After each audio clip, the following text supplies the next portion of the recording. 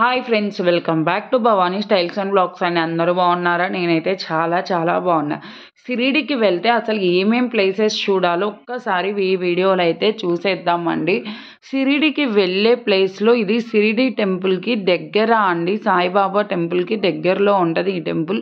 షిరిడీకి వెళ్తే ఖచ్చితంగా ఈ టెంపుల్ దర్శనం చేసుకొనే బాబాని దర్శనం చేసుకుంటే మనకి అంతా శుభమే జరుగుద్ది. ఈ టెంపుల్ చాలా నియరెస్ట్ అండి, మనకి చాలా దగ్గరలో ఉంటుంది. ఫస్ట్ గుర్రాన్ని అయితే దర్శనం చేసుకోండి ఫ్రెండ్స్.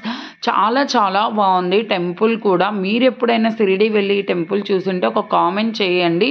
జై మహాకాళి టెంపుల్ అండి ఇది. నాకైతే ఈ టెంపుల్ చాలా బాగా నచ్చిందండి. చూడండి, మహాతల్లి చాలా బాగుంది. ఒక్కసారి చూడండి, మీరు కూడా స్వామిని చూసి దర్శనం అయితే చేసుకోండి. ఇక్కడ పంజాబ్లో కూడా అంతేనండి, స్వాములన్నీ అద్దాలలోనే ఉంటాయి. ఇక్కడ షిరిడీ సైడ్ కూడా సేమ్ మా సైడ్ ఎలా ఉందో అలా సాయిబాబాని చూసిన ప్రతి ఒక్కళ్ళు దండం పెట్టుకొని మీ మనసులో ఏ కోరిక అయితే ఉందో ఆ కోరికను మొక్కేసుకోండి ఫ్రెండ్స్.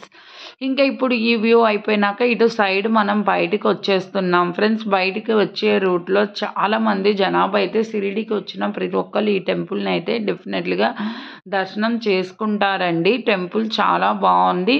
బాబా ఇక్కడ కూడా ఒక బాబా ఉన్నాడండి. మనం ఏమన్నా కోరిక అనుకుంటే ఆ ఉండిలో డబ్బులు వేసి నమస్కారం చేసుకుంటే మనం అనుకున్న కోరికలన్నీ నెరవేరుతాయి.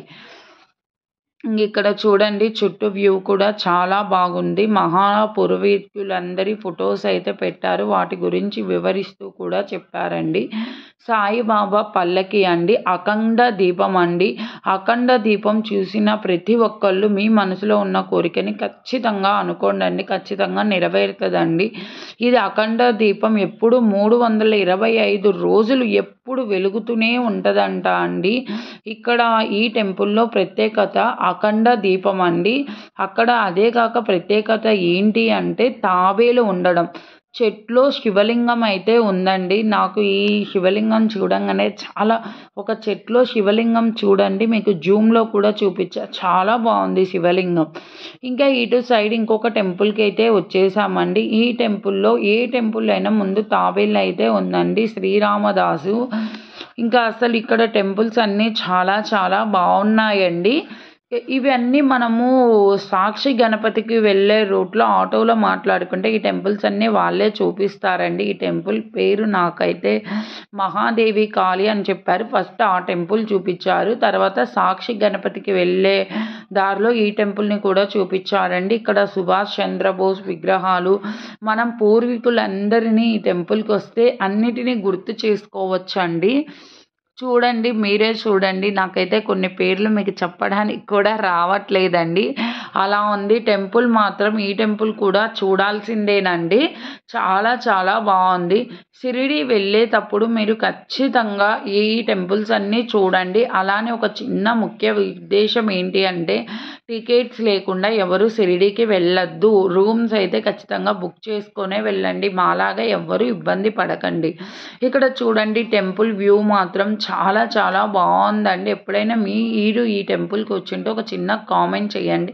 ఇప్పుడు అసలైన సాక్షి గణపతి టెంపుల్కి అయితే ఎంటర్ అయిపోయినామండి.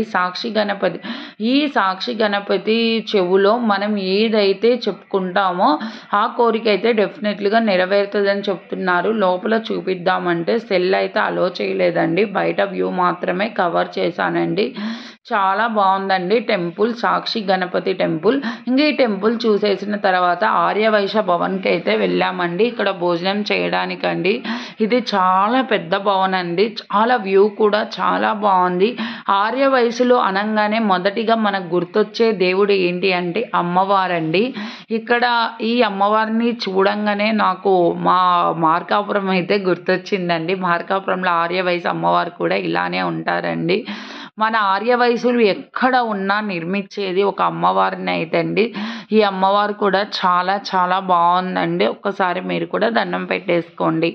ఇక్కడ షిరిడీకి వచ్చిన ప్రతి ఒక్కళ్ళు ఖచ్చితంగా ఆర్యవైశ్య భవనంలో అయితే భోజనం చేయండి. భోజనం కూడా చాలా బాగుందండి. ఇక్కడ రూమ్ తీసుకున్న వాళ్ళకే కాదండి, మనం ఇక్కడ రూమ్ తీసుకోకపోయినా సరే బయట రూమ్స్ తీసుకున్నా ఇక్కడికి వచ్చి అయితే భోంచేయొచ్చు. మేమైతే యాక్చువల్‌గా బయటే రూమ్ తీసుకుంది. కానీ ఇప్పుడు ఆర్యవైశ్య సత్రంలోకి వచ్చి భోంచేసామండి. ఇక్కడ చుట్టూ వ్యూ కూడా చాలా బాగుంది. ఇక్కడ రూమ్ తీసుకోవడానికి ట్రై చేసాం. బట్ రూమ్స్ అయితే అవైలబుల్ లేవు. మేము ఫ్రైడే, సాటర్డే వెళ్ళడం వల్ల ఎక్కడైనా ఫుల్ రష్‌గా అయితే ఉందండి. బయట వ్యూ చూడండి చాలా చాలా బాగుందండి. మీరు కూడా ఎప్పుడైనా ఆర్యవైశ్య సత్రానికి వెళ్ళారా? దీన్ని ఆర్యవైశ్య భవన్ అంటారండి. ఇక్కడ రిలాక్స్ అవ్వడానికి కూడా పెట్టారండి. నేనైతే ఒక హాఫ్ అన్ అవర్ అయితే రిలాక్స్ అయ్యానండి. అయితే చాలా డబ్బులు పోయినా రిలాక్సేషన్ మాత్రం బాగా వస్తుందండి. ఇంకా బయట వ్యూ చూడండి, కార్లు, ఇది బయట ఎంట్రన్స్ అండి. బాబాకైతే వాటర్ ఎప్పుడు పడుతున్నట్లుంది. నాకు ఆ వ్యూ పాయింటింగ్ అయితే చాలా చాలా బాగా నచ్చిందండి. ఆ వ్యూ పాయింట్ అయితే చాలా బాగుంది.